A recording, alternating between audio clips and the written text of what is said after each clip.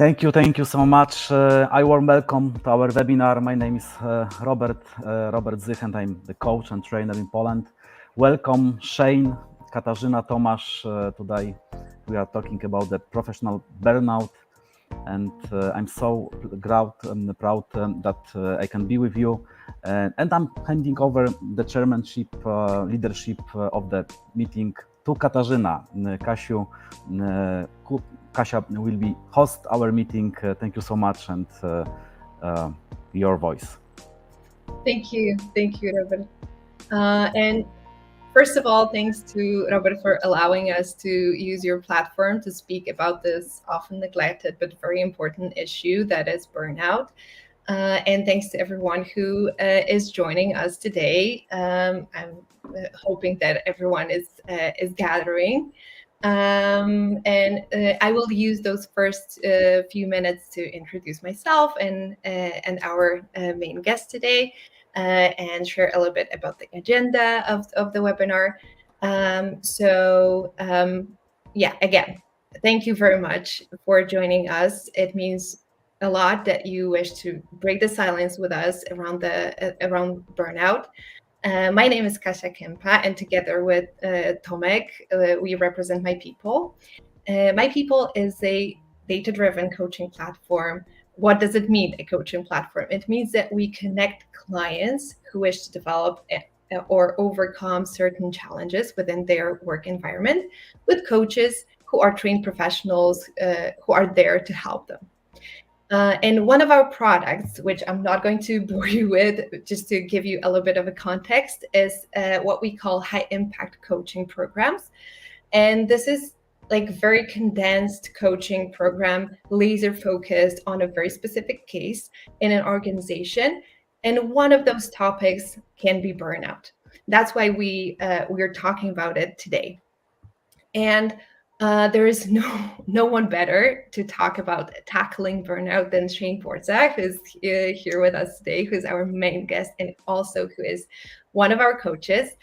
And before I give the floor to you, Shane, let me just share the agenda as I mentioned before.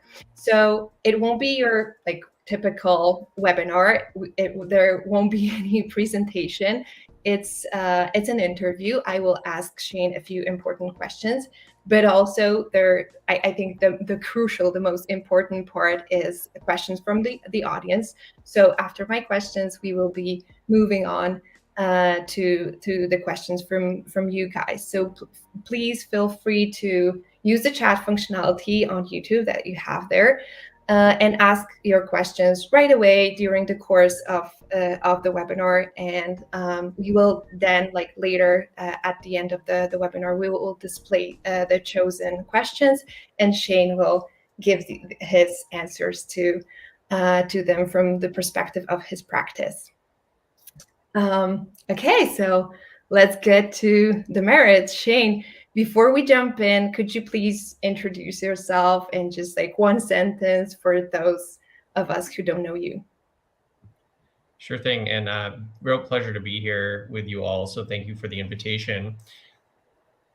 As Kasia mentioned, so I'm a professional coach. I specialize in mental health and burnout. I'm a master level ICF coach, if people are familiar with that. But I come from over 20 years of leadership and coaching in different ways, working with sports, with kids and organizations and things like that.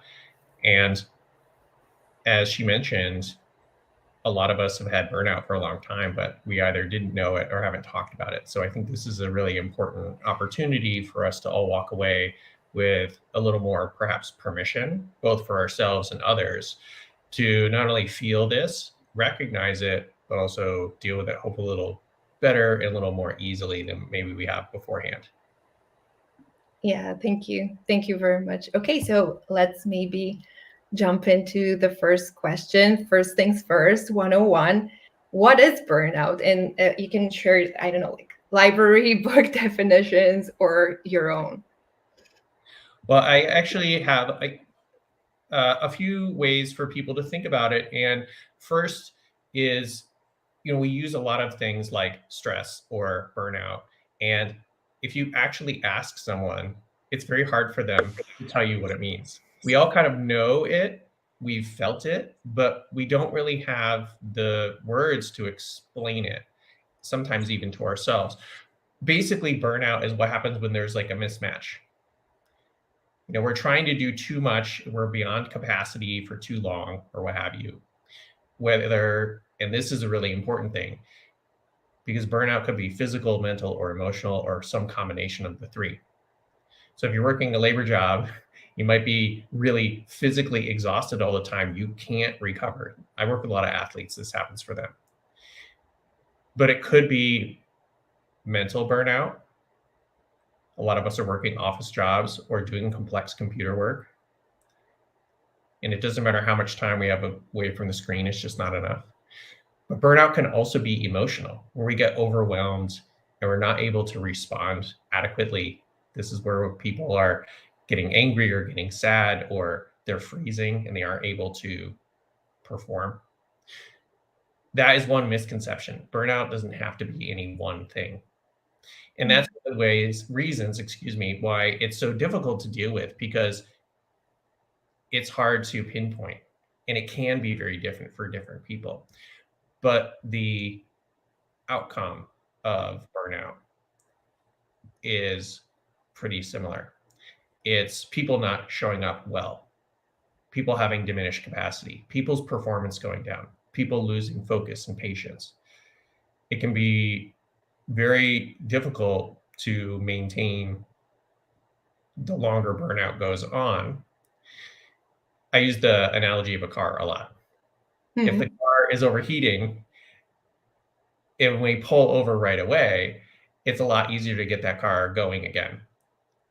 But if we're either not paying attention, or we say, I don't care that the temperature is going up, I just am going to keep going, that car engine's going to blow up, the car's going to pull over, and you're not going to keep driving. You're just going to be stuck on the side of the road. And that's the other thing I really want us to get into today, which is how to deal with burnout and how to recognize it sooner, so we can stop the effect and get back to our normal as soon as possible.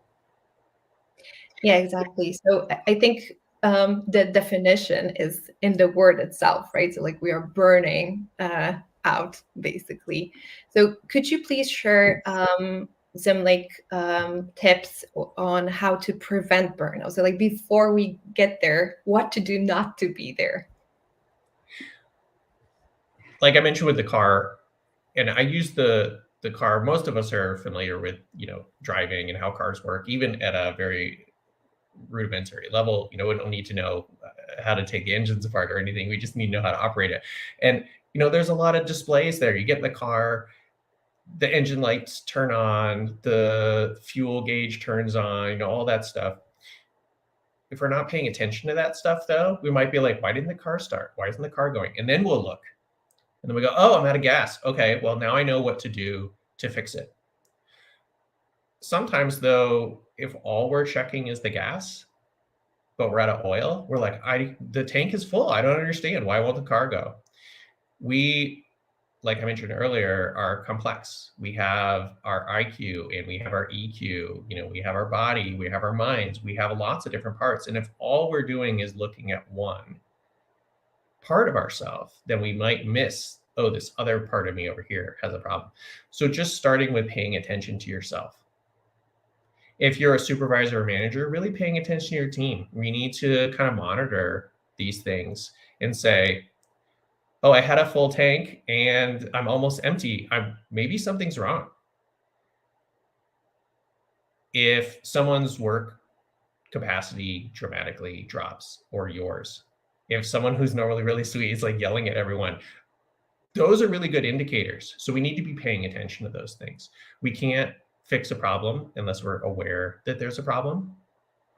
And then we have to allow ourselves to say, hey, normally I don't need to go to bed at this time, but I've noticed I'm feeling really exhausted and it's really hard for me to focus at work. I'm going to let myself go to bed early, or I'm going to let myself sleep in.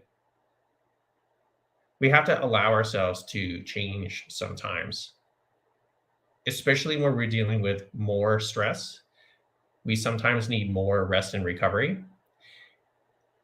Some people get really into a routine And they're just like, I'm doing this routine the same way, no matter what.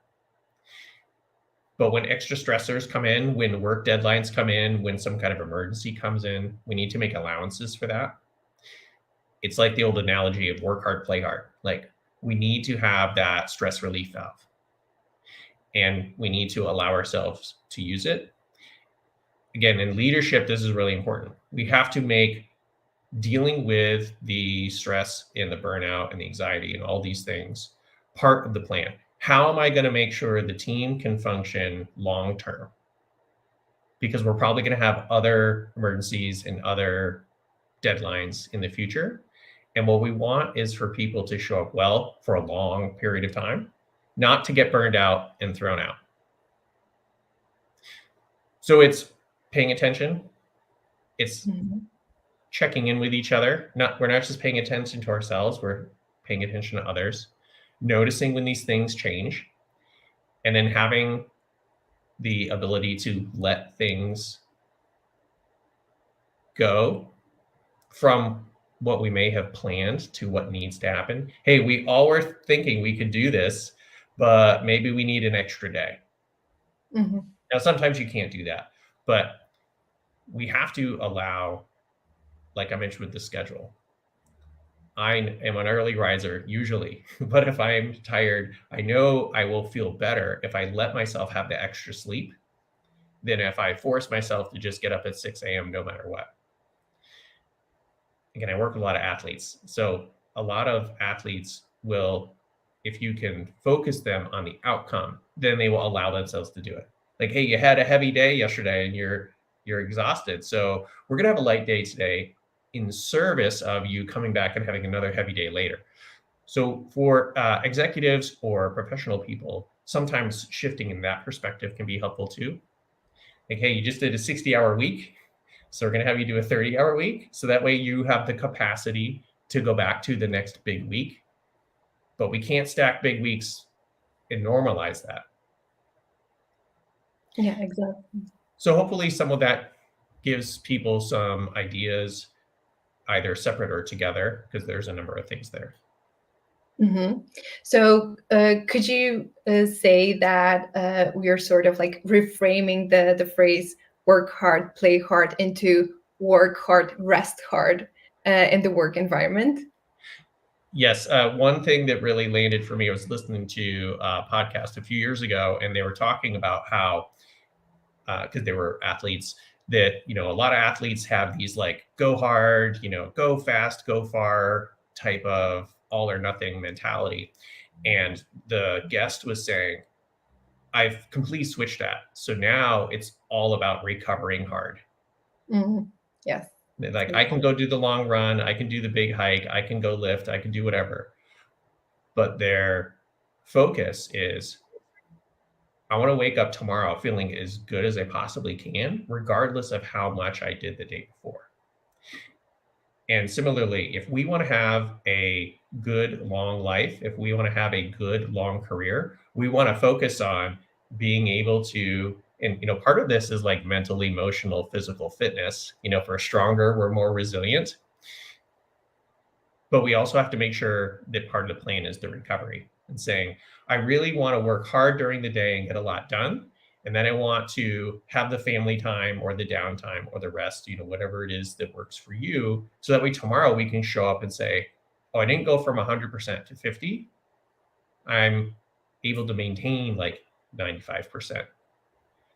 And we're able to show up and have this really high level repeat performance instead of these drastic drops.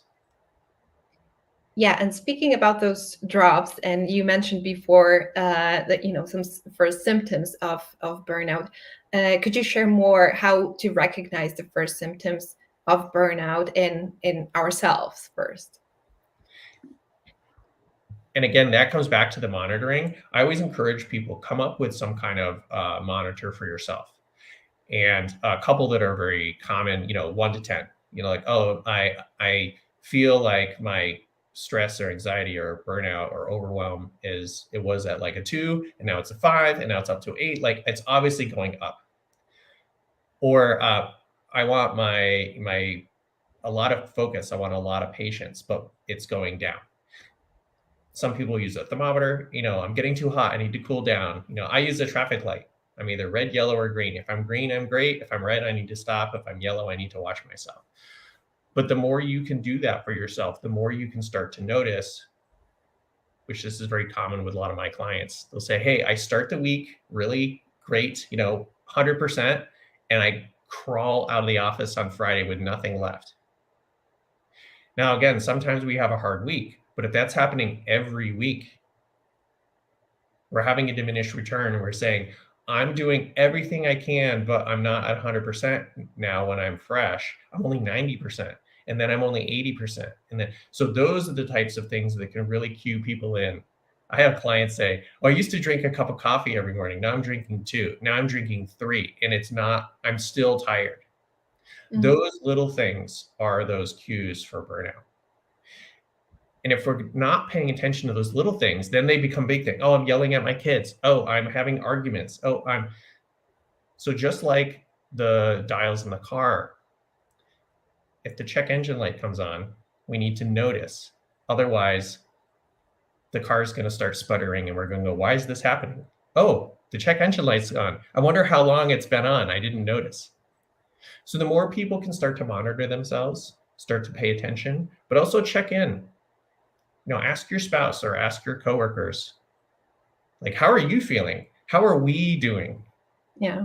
How am I doing? If people say, well, you look exhausted. You shouldn't fully. I myself use the metaphor of battery, like in a phone, basically, and I'm actually using a metaphor of charging myself during the week and like recharge. And I think it's maybe a little bit easier, or like at least more intuitive for ourselves to check in with ourselves. But what I think is really important is to have like a similar language about talking about burnout, or like checking in within a team. So could you share some tips on how to recognize the first symptoms of burnout in our colleagues or like in our teammates? And just what you said, having that shared language. So regardless of how you do it, what's important is that you do it. So you might refer to it in different ways. Some people may not use the word, or they don't like a certain word. They'll say, I know everyone's really stressed out, or I know we're all really tired, or I know everyone's really upset. What matters is that you allow it. Again, this permission is really important. We have to allow ourselves to speak about these things. And some corporate cultures are much stricter or closed. So you may not feel comfortable voicing these things up in a public forum, like in a team meeting or what have you. But it's really important to have those 1 or 2 people and say, I have a really good relationship with my supervisor, so I'm going to go to them privately. Or I have a friend at work and we're going to talk at lunch about this thing. And then it's figuring out, again, how to have these metrics and say, it's taken me 2 weeks to do a 2-day project. I just can't get it done. That is a real easy way to notice, like, I'm probably burned out or overwhelmed. Again, just going back to the car, like we're driving at 5 miles an hour or 5 kilometers an hour. We're not going at 50 because we just can't. So if we're slamming the gas down all the way to the floor and almost nothing happens, that's what we have to notice. Like, again, with the athletes I work with, hey, if you're normally going in and running this speed or lifting this much, and the next time you go in, you're like, I can barely lift the bar, you're not recovered. So we have to have these things be very clear. And like you mentioned, checking with ourselves is really important, but a lot of us aren't either honest with ourselves. We'll say like, I don't need to stop. It's fine. Or we're just not paying attention. And this is one of those other aspects of burnout is if our to-do list, or we feel like we're buried in work, we will sometimes fall into the focus is getting the work done, not how am I getting the work done. One thing that really landed for a client is And she said, I know I have a tendency to overdo things. She's like, I don't go to 100, I go to 120. And she goes, and I know that that's not healthy. She was stuck in this cycle of all or nothing, 120 or 0. And she's like, but I don't know how to get out of it. And so we talked about recalibrating, because she said, if I go to 90%, which I know is sustainable, I feel like I'm at 50% and I'm failing. Mm. So part of that was for her learning how to say, every time I say yes to everything, I'm overwhelming myself again. So she had to learn how to say like no, or not right now, or can I do that next week? It was a default setting for her to just say yes to everything. And then she would find herself in this same too much work, not enough time. She had to learn that 90% is not failing. And actually what she was doing, too much and then nothing, and then too much and then nothing, that was actually failure. It's great to say, hey, so-and-so over here, she does more work than everybody when she's at work, because she was missing a lot of work because she needed to recover. On the other hand, if we say, hey, I'm the top 90% in my company and I could do that forever because I can maintain that, then you're not missing work. You're not behind. You're not having to catch up all the time. You're not in a cycle of the car is parked or it's going as fast as possible. But again, she was aware of that, but she wasn't able to notice it like day to day. She would have to pick herself up the floor and go, how did I end up here again? So we can understand some of these concepts, but we could still be stuck in the cycle. And again, that's where those other people come in. It's very important to say, hey, I noticed that you're the last person to leave the office every day. How are you doing? Why do you feel like you need to do that? Do you need help with anything? And if they say no, you go, okay, do you mind if I check in on you again? And every time we check in with someone else, use that as a reminder to check in with yourself. And if I'm like, hey, Cassia, how are you doing? No, how am I doing? Yeah, exactly. So having this like open environment and open communication, and as you mentioned at the beginning, allowing or like even acknowledging or allowing ourselves to feel overwhelmed or even tired. That's, like a step before being burnout, right? Like we can be tired, and we can allow ourselves to take a rest. And sometimes it's better to like take a 5-minute break and then move on to the next phase of the task than, just to stay focused and, like just not do anything because your brain is, like spinning and you're not progressing with your task anyway. You start talking about like how to take care of ourselves when we are feeling burned out. You shared the story of your client. Do you have more tips on how we can take care of ourselves and our teammates? Yeah, so a couple things that are really helpful is first, and again, this goes back to if there's any leadership in the seminar, really setting clear expectations.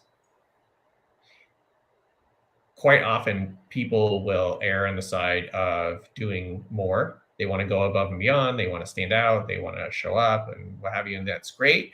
But we have to really let people know, like, hey, this is a team project. So the expectation is we will work on this together, or that no one will do everything on their own, that you will come to me if there's a problem. I'm telling you to let me know. Sometimes, especially, I have a lot of clients say, I'll just get emails from people like, we need you to do this, or we need you to do, here's 50 things we need you to do. And that's all they get. And they'll feel like I have no voice. I have no say. I have to just put my head down and suffer. Again, the communication between people is really important. And we have to give people, I know I talk about permission a lot, but this is something that we mentioned at the beginning, that a lot of people aren't talking about this. We have to let people know.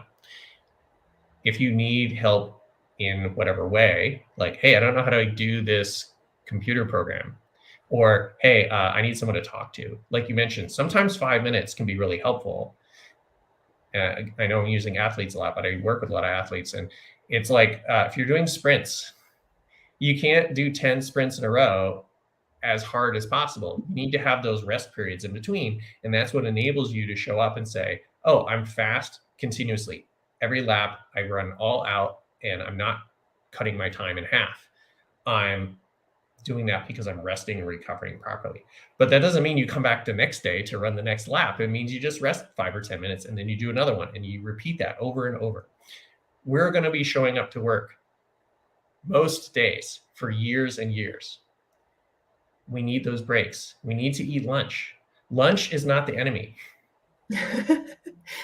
Yeah, exactly. So- And from a position of, let's say, HR leader or a manager, we actually have the tools to sort of set the environment, right? So like, do you have any best practices of how to like step into the role of a leader and like establish this environment? And that's what I was just about to get to. So we need to have boundaries and barriers. Those are two separate things, but they work together. You can kind of think it like a castle has a moat. So the moat is the barrier to entry. You can still swim across the moat and get in the castle, but it makes it a lot harder. So there's a very clear boundary. Here's where the castle ends. Then we're putting this barrier in place to kind of defend it. So if you're in leadership or in HR, you may not have a union saying, you need these breaks and you need to only work these hours or what have you, but you can still suggest or recommend or remind people like, hey, we're doing 8 hours with a lunch break, taking breaks, taking walks, grabbing coffee, those types of things are encouraged. We have to remind people like, hey, we have a wellness room, or we have, what have you. We're having some kind of an event. Those are the ways, like I talked about earlier, that we want to use as part of the plan. How can we set people up for success? We're going to give them training. We're going to give them the tools. We're going to give them the technology, but we're also give them the pressure release valve of having a mixer or some kind of corporate event, or there's coffee in the break room. Those are all ways to encourage people to take breaks and to relax and to reset, kind of like the sprinter on the track. Okay, go walk a lap. And then when you get your breath back, now we're going to sprint hard again. Okay, break's over. You had lunch. You went home, you saw your family. Come back tomorrow so we can have everyone work hard again. So we need to provide that externally for our teams and our people. But we also, again, need to do that for ourselves and say, what do I need? How can I set some barriers or boundaries for myself? And again, sometimes we're working at 10 o'clock at night because there's an emergency.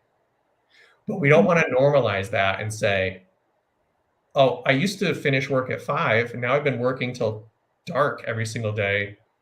When did that happen? I didn't notice. So again, paying attention. These things will creep in, and then we normalize them. And now a 12 or 15-hour day is just what we do. Yeah. If that happens, great. Allow yourself, hey, I just worked an 80-hour week. I'm taking a day off next week. Mm-hmm. Then I can come back fresh. And lead by example, right? So moving on a little bit to your coaching office, virtual office, let's say. Do you have like any specific framework or a model for dealing with burnout with your clients? So I'll do a quick rundown, and then we can get into some more specifics if you want. So one of them is the setting the expectations, and that is something you do in all of coaching. Why are you here? What do you want to work on? What does success look like? So I always encourage people to do that for themselves, at work, and say, hey, I have this task. What's a realistic way for me to go about doing it? Probably not sustainable to do 15 hours a day every single day until I'm done. And then it's establishing those boundaries and barriers to keep ourselves on track for our plan. And then we have to really make sure we have effective communication, again, with ourselves and with other people. Let me check in. Let me inform the team. Let me let people know where I am. Let me ask for help. We also really have to find value in our work. If we don't understand why we're doing something, or we don't feel like we're contributing, or anyone notices what we're doing, it's really hard to stay motivated. And motivation is something that really helps burnout. If you love what you're doing, you're probably not going to feel burnout as much or as quickly as if you're like, I hate this, I never want to do it again. And that support structure is really important. And again, the support structure could be very casual. It's going to the break room and saying hi to people and having a cup of coffee. It could be going to the gym with some friends. It could be going to the park with your family. It could be going to HR and just being like, hey, I need to talk to somebody. But it's allowing yourself to feel like you're not going through this on your own. And then lastly, it's prioritizing things. We all have a lot to do. And sometimes we just have to come in and triage things a little bit and go, okay, I have to email these people back, but I'm not going to worry about that, because what's most important today is getting A, B, and C done. When I get those things done, I'll worry about all this other stuff later, but I'm not going to worry about everything all the time. Yeah. Sometimes I feel set up, maybe not, I think realistic in what you said was, like the emphasis on realistic, let's just put it there, because we sometimes don't want to, we overpromise and underdeliver. We don't want to let people down, right? So we are setting deadlines that are not realistic, and then we push too hard, and then we are, like reaching our limits. And maybe, like just to start moving to the Q&A part. Last question from me. So whoever has some questions for Shane, now is your time to type them on the chat. And last question from me. Could you, Shane, share a specific story of a leader who defeated burnout from your office? So yeah, I have, this is an unfortunate story, but it's a great one. I had a client come in, and it was a Monday. So he'd gone to work that day after the weekend. And I said, hey, we haven't talked in a couple of weeks. How's everything going? And he goes, I feel like I have to emergency quit my job, like right now, like today, and never come back. I was like, wow, okay, what's coming up for you?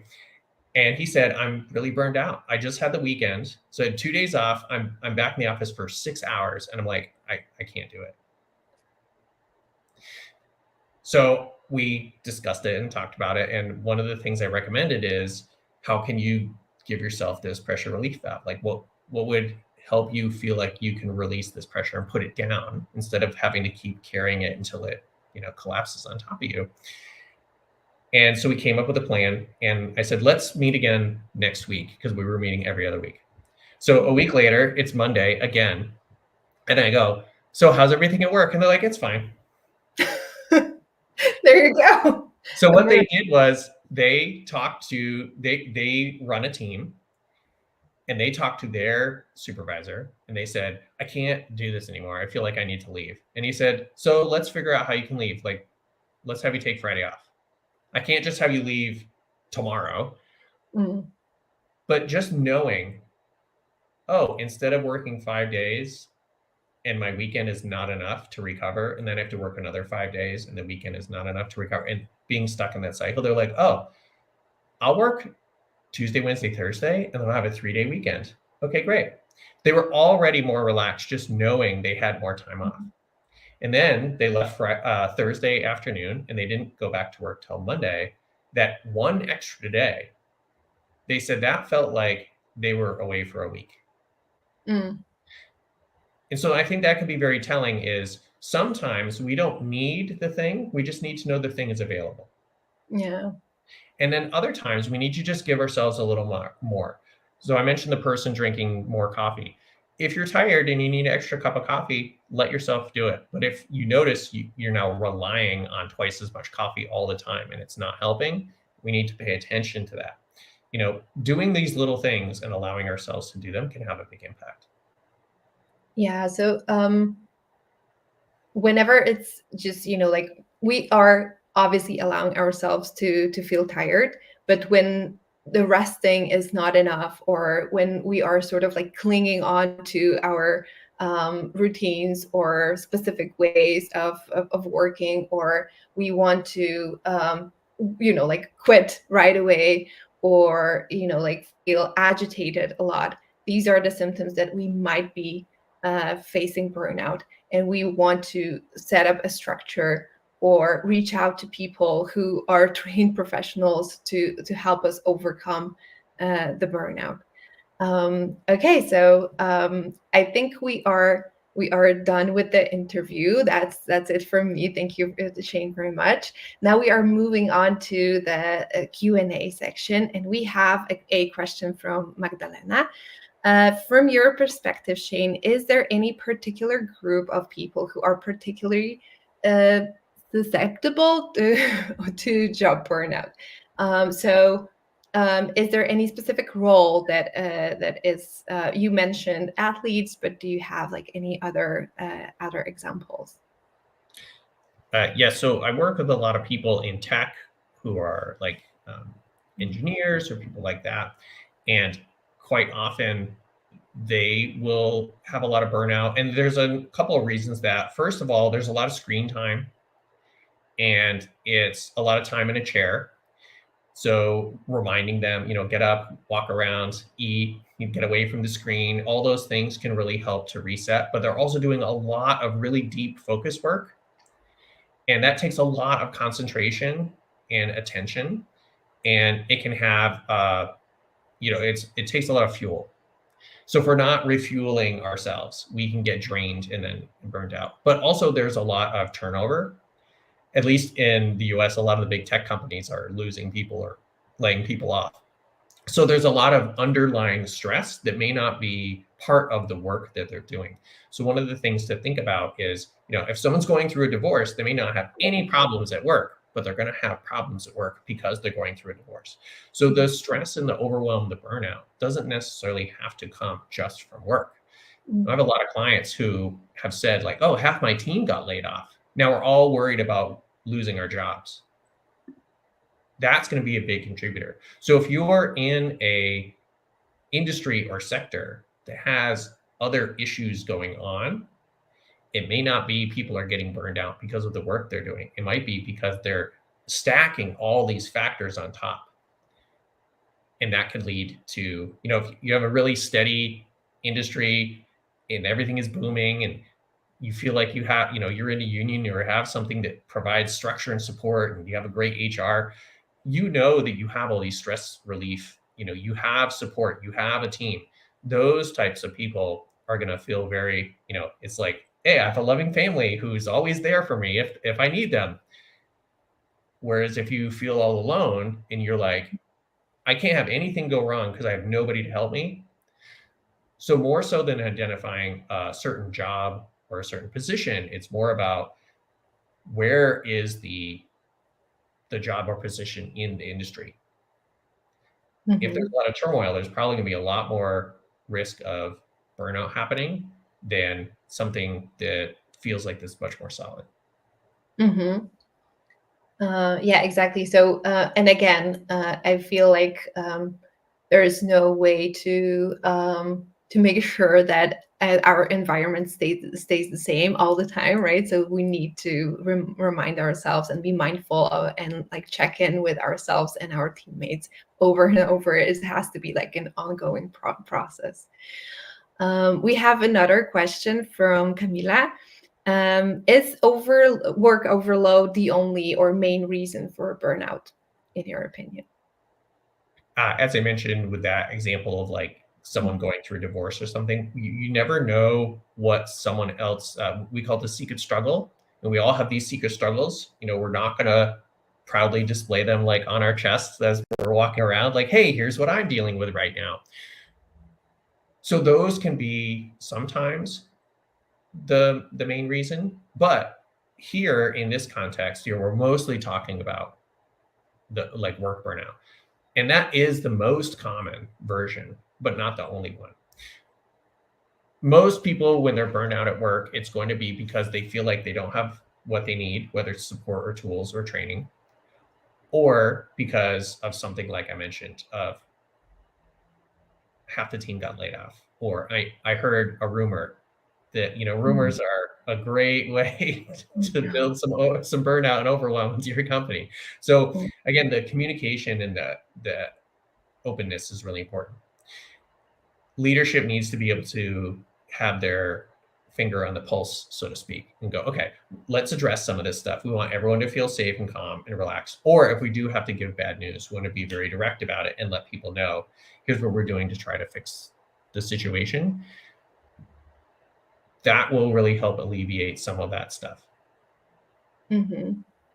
Thank you. And we have another question from Boise. How does remote work affect people's lives, and it can be a cause for burnout? Great question. This is also a really big issue. So this is very polarizing. Half the people I talk to work from home, love it, and they don't want to go back to the office at all. And there's a separation here. Some people, they prefer to work at home, but they actually do better if they're in an office. So they have to kind of allow themselves to go, I'd rather be at home, but to be honest, I'm not going to get as much work done as well. So sometimes a hybrid schedule, but if you're working remotely because you are on the other side of the world, then that's not an option. A lot of people do feel very isolated. I was talking to a client yesterday and he said, I worked here for almost 2 years. I've never met anyone in person. He's been remote the whole time. And he feels like, I don't know people. There's none of this casual talk in the hallway or go have a cup of coffee or go for a walk or let's meet up for lunch or whatever. So everything has to be a scheduled Zoom call. And it makes that communication and that safety and that feeling of teamwork very hard to create. And that can lead to burnout because we feel like, well, I have to do it and I have to do it by myself because nobody else is here to help me. Like I'm literally here by myself. And so that's where it's really important to say, oh, I'm falling into this. I noticed it. I'm going to reach out to the supervisor, to HR, to the one person I talk to on my team that I feel like I know better than someone else, and start to communicate some of that a little bit. But again, the other part of that is looking outside of that and saying, where do I have community? If you like to play basketball, you don't need to necessarily talk to your friends at the gym about your work burnout, but you might need to really remind yourself, the more I feel burned out at work, the more important it is that I maintain my connection with my basketball friends. If we feel burned out and we cut ourselves off from that because I have too much work, now we're more burned out because now work's getting in the way of my life. Yeah, to sort of keep the work-life balance. It sounds like a buzzword these days, but there is truth in it, I would say. And again, the proverbial honesty is the best policy, right? So like be honest with ourselves and within our teams. We have a next question, but I'm afraid we're running, that our time is running. So whoever asked a question, but it didn't go through to Shane, feel free to reach out to me personally, and I will pass the question, and we will arrange it in a way that you will get your answer. And I think we are closing our webinar here. Again, many thanks to everyone who has spent these past 45 minutes with us. It is an important issue. Burnout is real and we can prevent it. There are specific ways to deal with it, whether it's for yourself or for your teammates. Thank you so much, Shane, for sharing your stories, your knowledge, your experience with us. Thanks to Robert for inviting us all here to talk about this important issue. And as a sort of final remark from me, let me remind you that you don't have to deal with burnout alone. whether it's for yourself again or your teammates. If you feel like you could use a guiding hand with this challenge, reach out to me personally at Kasia@mypeople.com, or go to our website, mypeople.com, and you can claim your free discovery call.